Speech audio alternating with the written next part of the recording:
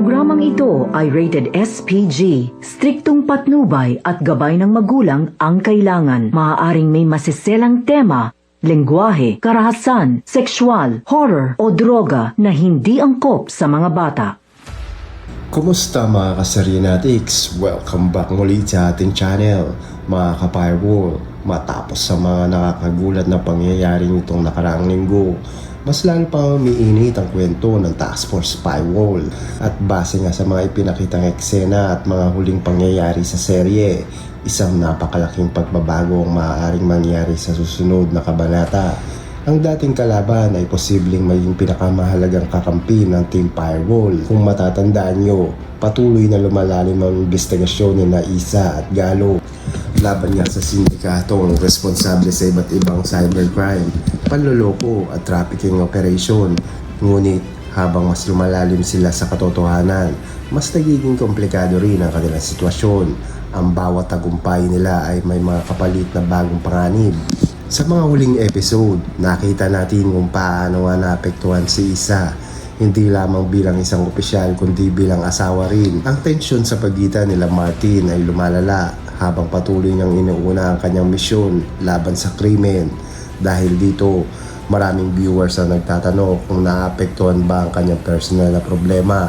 Ngunit bukod sa personal na problema ni Isa, may mas malaking usapin na kailangan harapin ng buong grupo. Ayon sa mga pinakitang eksena, mukhang may isang dating miyembro ng sindikato na handang makipagtulungan sa Team Firewall. Ito ang eksenang pinakaabangan ng maraming manonood dahil maaaring hawak ng taong ito ang mga impormasyong matagal nitong hinahanap ni Isa at Galo. Ngunit dito rin nagsisimula ang malaking tanong, mapagkakatiwalaan ba nila siya? O isa lamang ito sa bitag na inihahanda ng sindikato upang sirain ng Team Firewall mula sa loob? Kung tutusin, maraming beses nang nailagay sa alanganin ng kanilang operasyon dahil sa mga impormasyon na hindi pala totoo.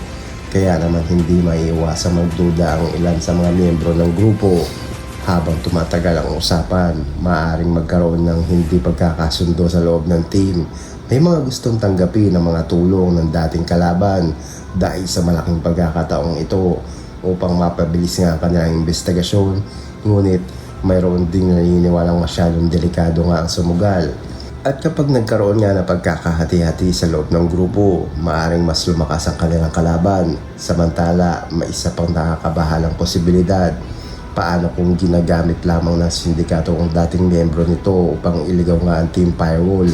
Paano kung lahat ng impormasyong ibibigay niya ay bahagi lamang ng mas malaking plano? Kapag nangyari nga iyon, maaaring direktang mapunta ang isa sa ambush operation sina Isa at Galo. At alam naman natin sa seryeng ito, walang operasyon na simple lamang.